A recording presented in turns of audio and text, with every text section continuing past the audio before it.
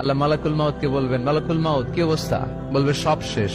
মাইয়াপ্পা, কে বাকি? মালাকুল মাউত বলবে জিনেরা বাকি, যাদেরকে দেখা যায় না। আল্লাহ বলবেন জিনদেরকেও শেষ করে ফেলো, রুহু কবজ করো। মালাকুল মাউত আজরাইল জিনদের রুহু কবজ করবে। আল্লাহ এবার জিজ্ঞেস করবে, ইয়া মালাকাল মাউত আখবিরনি মাইয়াপ্পা, এবার বলো আর কে বাকি? মালাকুল মাউত বলবে, আল্লাহ মানুষগুলো সব শেষ, জিনগুলাও শেষ, এবার বাকি ইবলিস শয়তান। কে বাকি?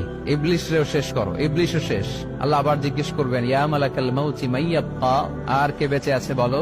মালাকুল মাউত বলবে, আল্লাহ আপনার কথা অনুযায়ী পৃথিবীর সব মানুষের রুহু কবজ করলাম, সব জিনদের রুহু কবজ করলাম, ইবলিসের রুহু কবজ করলাম, এখন আছে শুধু ফেরেশতা। আছে কারা? যাও ফেরেশতাদের রুহু কবজ করো। ফেরেশতাদের রুহু কবজ হয়ে যাবে। এবার আল্লাহ জিজ্ঞেস করবেন, ইয়া মালাকাল মাউত আখবিরনি মাইয়াপ্পা। মালাকুল মাউত বলবে, আল্লাহ আপনার কথা মতো ধরে ধরে সব শেষ, ফেরেশতাও শেষ, 4 জন ছাড়া। কয়জন ছাড়া? জোরে বলেন, কয়জন ছাড়া?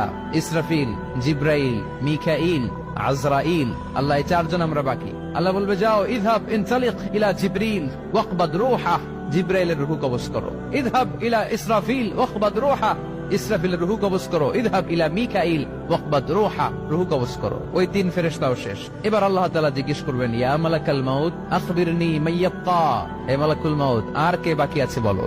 মালাকুল মাউত বলবে, আল্লাহ আপনার কথা মতো মানুষগুলো শেষ, জিনগুলো শেষ, ইবলিস শেষ, আমার বাকি 3 ভাই ইসরাফিল, মিকাইল, জিব্রাইলও শেষ, শুধু আমি, শুধু আমি। আল্লাহ বলবেন, কেউ নাই?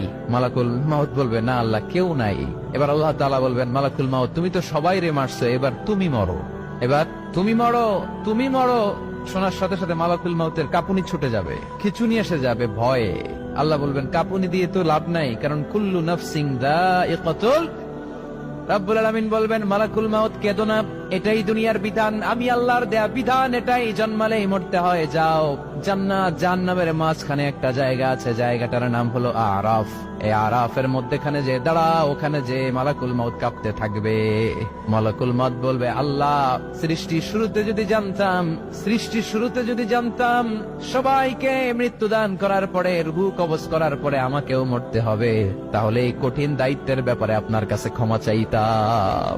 আজকে আমারও যে ভাগ্য বরণ করে নিতে হবে সৃষ্টির শুরুতে, আমি এটা কল্পনাই করতে পারি নাই। আল্লাহ বলবেন, নো টক, মুত ইয়া মালাকাল মাউত, মর, মরে যা, মুত, মরে যাও। বলার সাথে সাথে মালাকুল মাউত এক বিকট চিৎকার হাঁকিয়ে মরে যাবে। মালাকুল মাউতের চিৎকারটা সেদিন এত ভয়ঙ্কর হবে, বিষ্ণু ঈসা ইসলাম বলেন, ওই চিৎকারের আওয়াজ যদি পৃথিবীর মানুষেরা কান দিয়ে শুনতে পেত, তাহলে কিয়ামত সংগঠিত হওয়ার জন্য আলাদা করে ইসরাফিলের সিঙ্গার প্রয়োজন হতো না। ওই চিৎকারের আওয়াজে প্রতিটা মানুষ কানের পর্দা ফেটে ওই জায়গায় লাশ হয়ে পড়ে যেত। এবার ডানে বায়ে সামনে পেছনে উপরে নিচে কেউ নাই, একজন ছাড়া। জোরে বলতে হবে, তিনি কে?